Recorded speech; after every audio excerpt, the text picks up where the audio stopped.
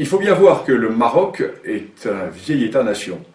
Vieil État-nation, une simple référence permettra de mettre en évidence cette idée. Quand Hugues Capet est élu roi de France en 987, la monarchie marocaine a déjà quasiment 2 siècles d'existence. Donc c'est un vieux royaume, un vieil empire, et ce vieux royaume, ce vieil empire, a été très largement amputé pendant la période coloniale. Le Maroc était en décadence au XIXe siècle, et il a été amputé à l'est et au sud. Amputé à l'est très largement par la France, lorsque la France a constitué l'Algérie. Et la France a poussé vers l'ouest les frontières de l'Algérie, et ce faisant, les frontières du Maroc ont reculé. Et le Maroc a été ensuite très largement amputé vers le sud. C'est ainsi que les Espagnols, en s'installant dans ce qui deviendra le Sahara occidental, ont complètement coupé le Maroc de ses vieilles racines, de ses grands axes nord-sud qui reliaient le cœur du Maroc à la vallée du fleuve Sénégal et jusqu'à la boucle du Niger. En d'autres termes, les racines africaines, d'où sont sorties de très nombreuses dynasties marocaines, ont été coupées à la suite de cette occupation espagnole. Et lorsque l'indépendance du Maroc a été reconnue par la France et par l'Espagne, en 1956, le Maroc s'est retrouvé dans ses frontières coloniales. Un contentieux a éclaté avec l'Algérie, car il faut bien voir que toute une partie de l'Est marocain est historiquement, de l'Est marocain a été rattaché à l'Algérie, et jusqu'à la région de Colombéchar. Colombéchar est une localité qui était historiquement marocaine. De même Tindouf. Et restait au Maroc à récupérer toute la partie sud qui était territoire espagnol, Sahara occidental. Les Espagnols hésitaient à donner l'indépendance à la région, et les Espagnols ont traîné les pieds. Ce qui fait que le roi du Maroc, Hassan II, s'est tourné vers la Cour internationale de justice et a posé la question suivante, quels étaient les droits historiques du Maroc dans ce Sahara occidental? En effet, les Espagnols voulaient créer la fiction d'une entité sahraoui de façon à créer au sud du Maroc un État totalement artificiel, mais qui, pour survivre, devrait se tourner vers Madrid. Donc, les Espagnols comptaient rester par le biais de cet État fragile, dépendant de l'Espagne. Quant à l'Algérie, qui a toujours nourri une certaine, je ne dirais pas une certaine jalousie, le terme serait trop fort, mais une certaine envie vis-à-vis du Maroc. Pourquoi? Ben, nous sommes là au cœur de la grande question du Maghreb. Il y a un État-nation dans le Maghreb, c'est le Maroc. La Tunisie également. Mais l'Algérie n'a jamais existé. L'Algérie est une création française. Lorsque la France arrive en Algérie, l'Algérie est une dépendance turque, totalement dissociée. Historiquement, il n'y a pas de nation algérienne. Il y a certes un royaume de Tlemcen, il y a certes des entités ici ou là, mais il n'y a pas d'État algérien. Et l'Algérie a toujours nourri vis-à-vis du Maroc une sorte de complexe d'infériorité. Et l'Algérie ne voulait absolument pas que le Maroc puisse récupérer le Sahara occidental. Pourquoi? Mais il suffit de regarder une carte. L'Algérie est un État accroché au littoral méditerranéen du nord de l'Afrique, avec un énorme appendice qui s'avance vers le sud, à travers le Sahara, appendice totalement artificiellement rattaché à l'Algérie par le général de Gaulle, alors que le Sahara n'a jamais été algérien, puisque l'Algérie n'a jamais existé. Et cette Algérie est donc géopolitiquement coincée dans la Méditerranée. Alors que son voisin marocain, qui ne dispose pas de ces richesses, a lui une immense façade atlantique. Et la récupération du Sahara occidental fait que le Maroc se retrouve avec plusieurs milliers de kilomètres de littoral atlantique, ce qui fait que le Maroc est totalement tourné vers le grand large. Le Maroc est totalement tourné vers cet océan des grands contacts océaniques. Ce qui fait que l'Algérie se trouve coincée dans cette Méditerranée, qui est un lac.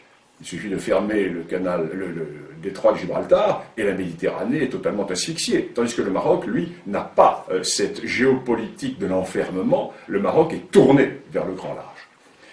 Donc, l'Algérie va soutenir la position espagnole, qui est de créer une entité artificielle, un État artificiel sahraoui, qui permettrait à la fois à l'Algérie d'avoir une sorte de débouché vers l'Atlantique, et qui permettrait au Maroc à l'Espagne, pardon, de maintenir une certaine position dans la région.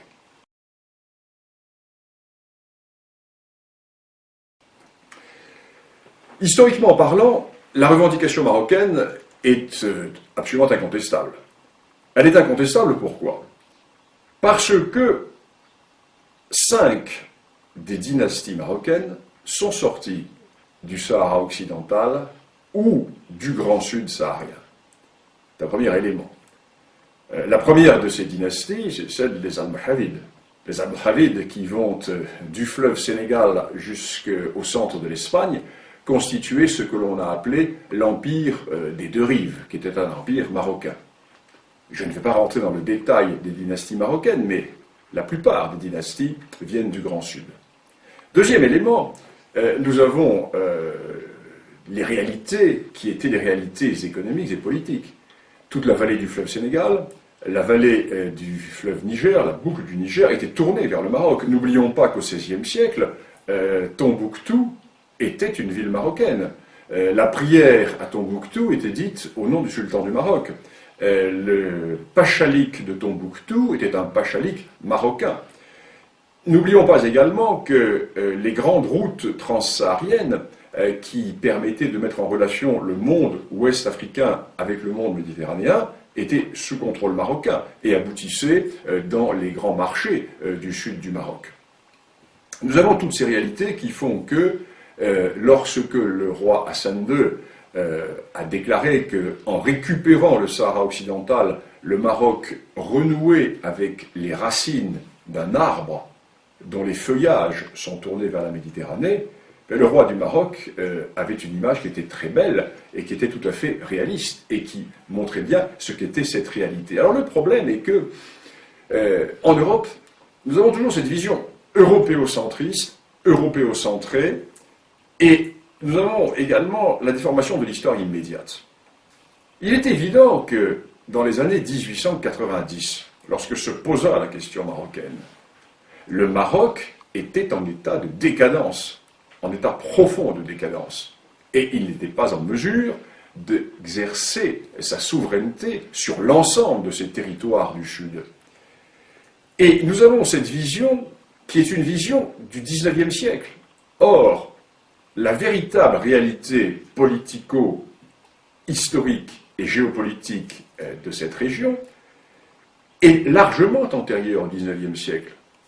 Ce qui fait que si nous faisons un peu d'histoire, et c'est l'intérêt de cette discipline, si nous faisons un peu d'histoire, nous constatons que, par le passé, le Maroc, effectivement, avait des droits qui s'étendaient, j'allais dire, bien au-delà du Sahara occidental, qu'il a récupéré depuis 35 ans, car, sans déplaire à nos amis mauritaniens, nous devons également reconnaître que la Mauritanie n'a jamais existé, et que la Mauritanie actuelle a été, du moins dans sa partie nord, très largement une dépendance marocaine jusqu'au début du XIXe siècle, puisque les émirs des tribus du nord de la Mauritanie étaient investis par le sultan du Maroc. Alors nous sommes là dans une réalité tout à fait intéressante qui fait que le Maroc, puissance continentale, se retrouve être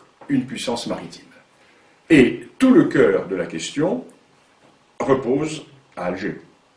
Car il n'y a de question du Sahara occidental que parce que l'Algérie n'accepte pas, elle n'ose pas le dire ouvertement, tout simplement parce que l'Algérie n'accepte pas de voir que son voisin occidental, que son voisin marocain, se retrouve doté d'atouts géopolitiques considérables qui vont faire que dans le siècle à venir, le Maroc va avoir un rôle tout à fait déterminant dans la géopolitique de cette partie de l'Afrique, alors que l'Algérie, en dépit de ses richesses découvertes par la France au Sahara, n'est qu'un État enclavé dans cette Méditerranée qui n'est qu'une sorte de grand lac Léman par rapport à cet océan Atlantique qui est la mer de contact avec tous les océans du monde.